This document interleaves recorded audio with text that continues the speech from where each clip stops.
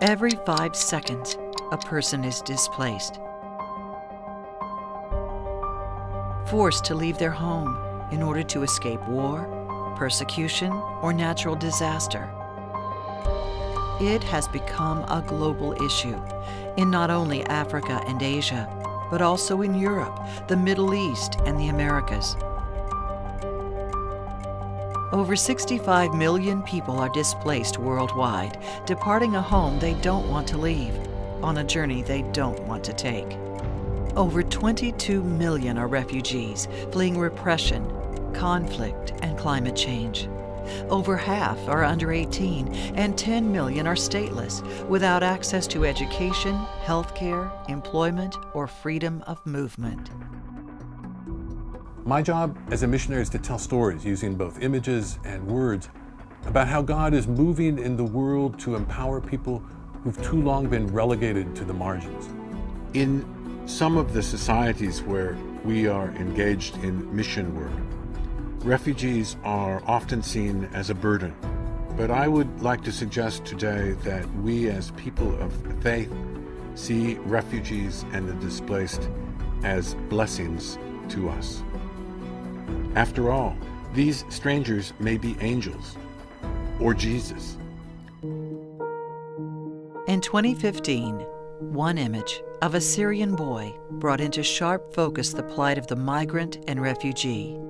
But there are other boys, on other beaches, another pair of sneakers, one brand new, one lost. Life as a refugee is hard.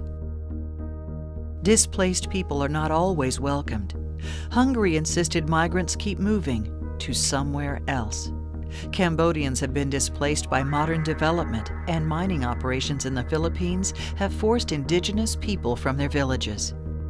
In Brazil, loggers have destroyed forest homes, and corporations have stolen land from native people in Argentina. In Kenya, the government is closing the world's largest refugee settlement, even though it provides critical services to hundreds of thousands of people. Haitian immigrants in the Dominican Republic have no legal status, and people deported from the U.S. are sent back to the violent northern triangle of Central America. This young farmer in Honduras resisted the theft of his land and paid the ultimate price.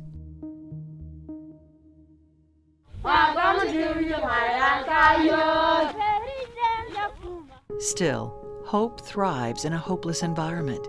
In this Syrian refugee camp in Jordan, church agencies are working to make improvements. This family made it to a Palestinian camp, where they found welcome support from their new neighbors, themselves refugees.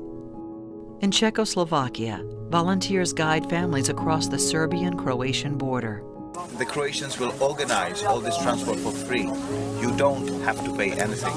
A Methodist laywoman in Austria teaches cooking to migrant boys. In Uganda, the Global Health Unit of the United Methodist Global Ministries is helping children to thrive. In Germany, Methodist minister Rolf Held has helped a town of 6,000 people receive over 3,500 refugees, most of them Muslim. We found they are very open. They come to our Christian services in our local Methodist church. A lot of them want to find out, what do Christians do? Refugees who were attacked in Zimbabwe found shelter in the Central Methodist Mission in Johannesburg. And on the island of Lesbos, Greece, it was ordinary people who organized and rescued drowning refugees, helping them toward freedom. Paul Jeffrey will never forget one grateful migrant, a Christian from Syria. First he carried his daughters ashore, and when he was sure that they and his wife were safe, hugged by a Norwegian volunteer, he knelt on the beach, covered with deflated rubber rafts, and prayed with thanksgiving.